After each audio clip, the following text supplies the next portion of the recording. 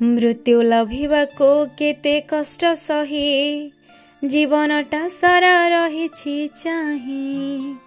मृत्यु एका सत्य जानिला परे भी डरी जाए पुणी मनीष काहीं। मृत्यु लभिबाको केते कष्ट सही जीवनटा सारा रहिछि चाही। मृत्यु एका सत्य जानिला परे भी डरी जाए पुणी मनीष काहीं। बहुत किछि करि सारिला परे भी जदि निज परिचय काहाको देबाकू पड़ुछि तेबे सफलता आहुरी बहुत दूर रे अछि बोली भाबी नेबा उचित। जणे मूर्ख व्यक्तिर जीवन रे पुस्तक सेतिके आवश्यक अंध व्यक्ति पाई दर्पणर जेतिके आवश्यक रही थाए। काहाको प्रायोरिटी देई निजर सबु अधिकार तांको हाथ को टेकी दियो नाही।